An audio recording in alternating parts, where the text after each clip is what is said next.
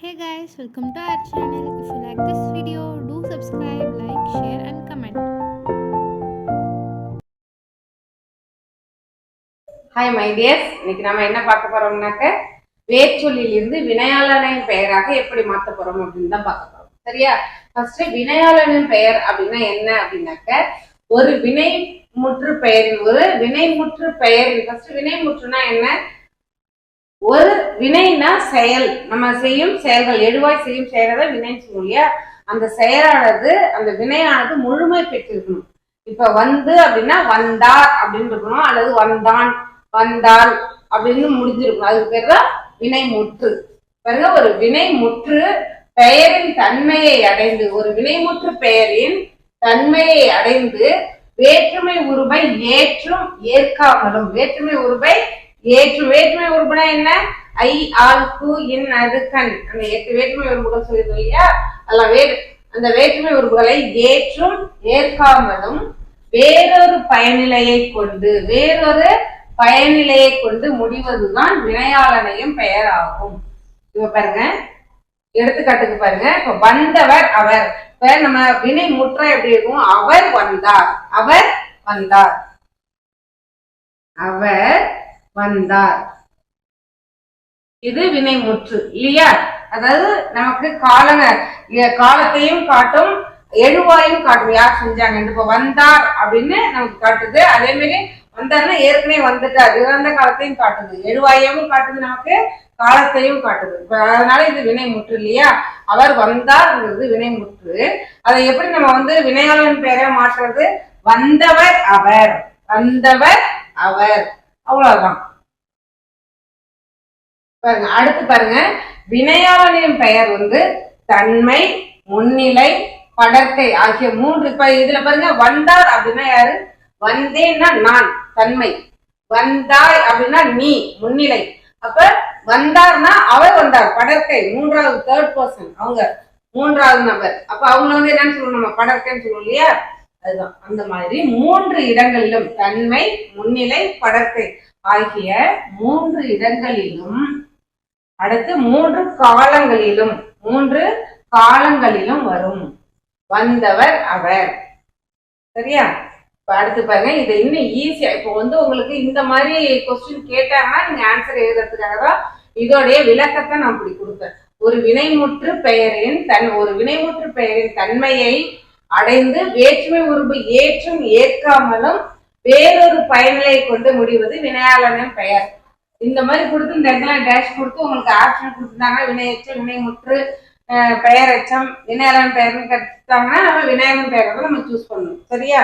அடுத்து பாருங்க, இத இப்ப விநாயகன் பெயர் 3 இடங்களிலும் வரும், 3 காலங்களிலும் வரும் அப்படின்னு சொல்லியாச்சு. இன்னும் ஈஸியா விநாயகன் பெயரை ஷார்ட்கட்ல ஞாபகம் வச்சுக்கணும் அப்படின்னா எப்படி அப்படின்னாக்க, வினையாளன் பெயர் ஒரு வினையை, அதாவது செயலை செய்யும் கருத்தாவை குறிக்கும். கருத்தானா யாரு? அந்த செயலை செய்பவர், அது அவ்வளவுதான். அதுதான், அந்த செயலை செய்யும் கருத்தாவை குறிக்கும். இப்ப அவர் வந்தார், அப்ப அந்த வந்தது யாரு? அவர் தான். அதுதான், அவரை குறிக்குதா, கருத்தாவை குறிக்குதா? அதுதான் ஈஸியா நீங்க ஞாபகம் வச்சுக்கணும். தொழிலை செய்யும் கருத்தாவை குறிக்கும், தொழிலை செய்யும் கருத்தாவை குறிக்கும். இப்ப பாருங்க, வினையாளன் பெயர்னா என்னன்றது விளக்கம் பார்த்துட்டோம். இப்ப எப்படி மாத்துறதுன்னு பாருங்க. கலையரங்கத்தில் எனக்காக காத்திருக்கிறார், கலையரங்கத்தில் எனக்காக காத்திருக்கிறார், அவரை அழைத்து வாருங்கள் அப்படிங்கிறது ஒரு வாக்கியம். இப்ப இத இப்ப பாருங்க, காத்திருக்கிறார் அப்படின்னு நமக்கு அந்த வினை, காத்திரு அப்படிங்கிற வேர்ச்சொல் வினை முற்றா இருக்குது இல்லையா? காத்திருக்கிறார் அப்படின்னு வினை முற்றா இருக்கு. இந்த வினை முற்ற நம்ம என்ன செய்யணும்? வினையாளன் பெயரை மாத்தணும். எப்படி? காத்திருக்கிறார் அவரை இருக்கு இல்லையா? அப்ப காத்திருக்கிறார் அவரை அழைத்து வாருங்கள். அப்ப யார் அங்க காத்திருக்கிறாங்களோ அவங்களை அழைச்சிடுவாங்க. அப்ப காத்திருக்கிறவரை அழைத்து வாருங்கள், அதுதான் நம்மளுடைய விடை. கலையரங்கத்தில் எனக்காக காத்திருக்கிறார் அவரை இருக்கு இல்லையா? அப்ப எப்படி நம்ம இங்க எழுதணும்? நம்ம கலையரங்கத்தில் எனக்காக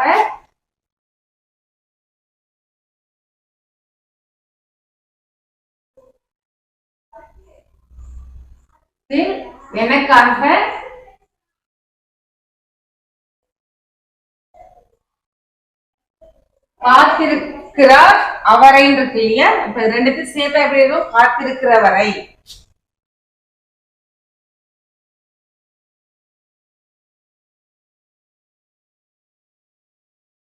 காத்திருக்கிற வரை அழைத்து வாருங்கள். அழைத்து வாருங்கள். அவ்வளவுதான்.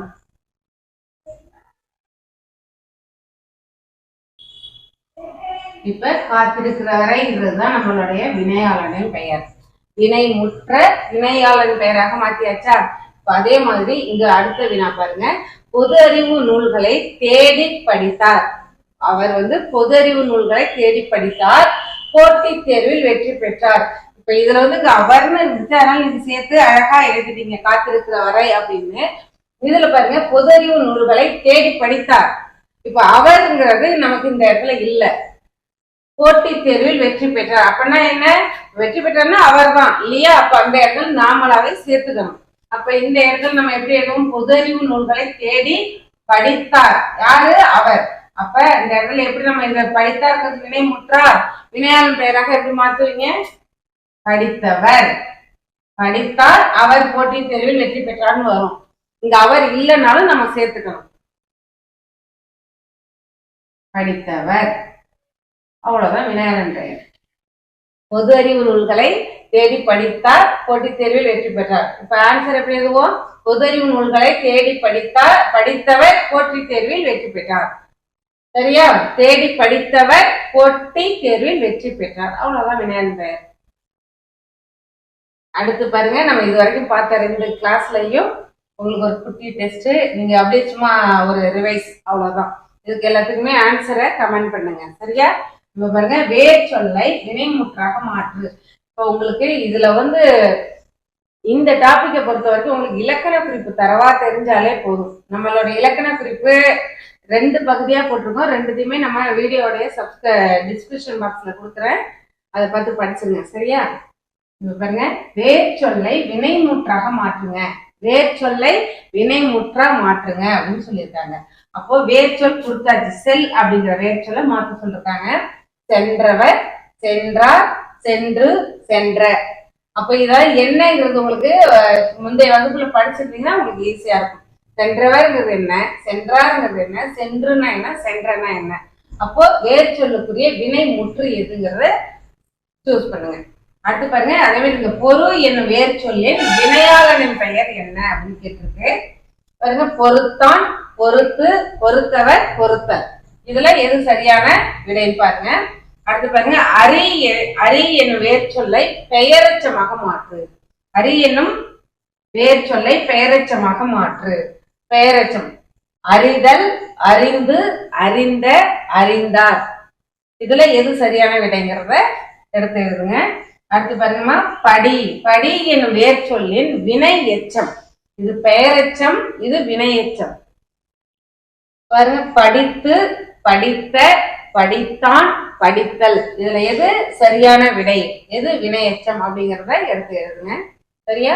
இப்ப இந்த வகுப்பை இது முடிச்சாச்சுன்னா நம்ம எழுத்து இலக்கணம் முடிச்சிட்டோம், சொல்லி இலக்கணம் முடிச்சாச்சு. அடுத்து நம்ம சொல்லாகராதில உள்ளதெல்லாம் பார்க்கலாம் அடுத்த வகுப்புல. சரியா? தேங்க்யூ. All the best.